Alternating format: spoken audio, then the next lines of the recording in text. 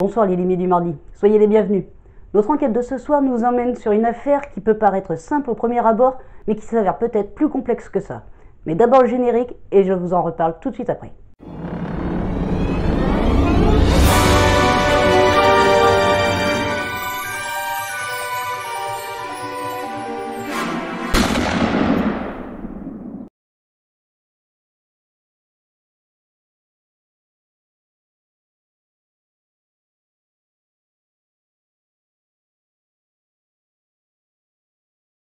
Nous sommes dans la nuit du 17 avril 2008 à Los Angeles, aux États-Unis.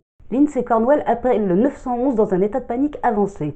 Elle affirme que son mari a été tué par un cambrioleur qui s'était introduit chez eux pendant la nuit.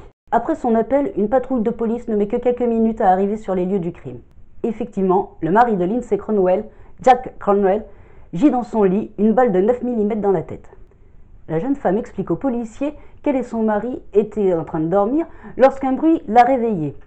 Ils n'ont pas voulu se déplacer et un homme a surgi dans leur chambre, menaçant l'époux d'un pistolet 9 mm.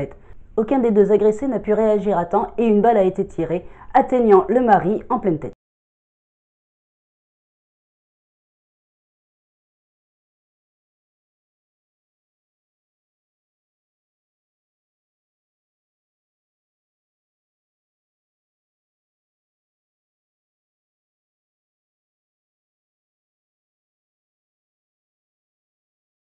Au fur et à mesure des questions que les policiers lui posent, la jeune femme laisse sous-entendre qu'elle aurait reconnu la voix de son voisin, John McCarthy.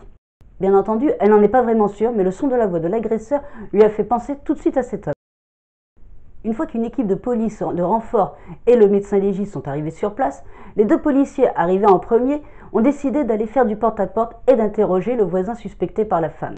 S'abritant de l'orage qui sévit depuis la veille au soir sur la ville, les deux policiers courent jusqu'à la maison d'en face et frappent à la porte. Un homme vient leur ouvrir. Il s'agit bien de John McCarthy. Les policiers lui posent donc des questions d'usage. Où était-il cette nuit? Il prétend qu'il était chez lui à dormir. Y avait-il quelqu'un pour confirmer ses dires?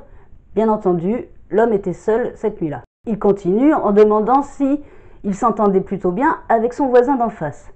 L'homme répond que oui, il n'avait pas plus de rapport que cela, mais il n'avait aucune animosité envers l'homme. Les deux policiers continuent de lui poser encore quelques questions de routine, puis finissent par retourner sur les lieux du crime.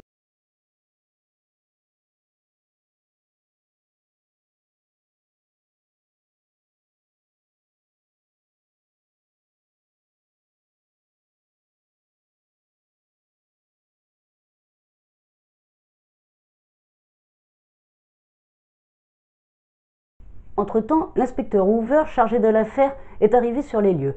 Les deux agents lui font leur rapport et émettent des doutes au sujet de la sincérité de la femme éplorée. L'inspecteur Hoover leur demande alors comment se fait-il qu'ils aient écarté si rapidement le voisin. Et vous, cher limier du mardi, si l'inspecteur vous avait posé la même question, qu'auriez-vous répondu? Pour vous aider dans votre enquête, les inspecteurs ont récupéré une photo de la chambre où a eu lieu le crime.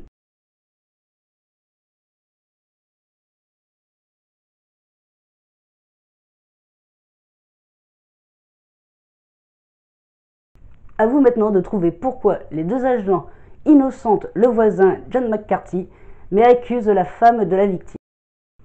Si vous continuez à sécher un petit peu sur cette enquête samedi prochain, vous aurez bien entendu le dossier sur mon site internet dont l'adresse sera mise dans la description de cette vidéo. En attendant, je vous souhaite une bonne enquête à toutes et à tous et je vous donne rendez-vous mardi prochain pour la réponse.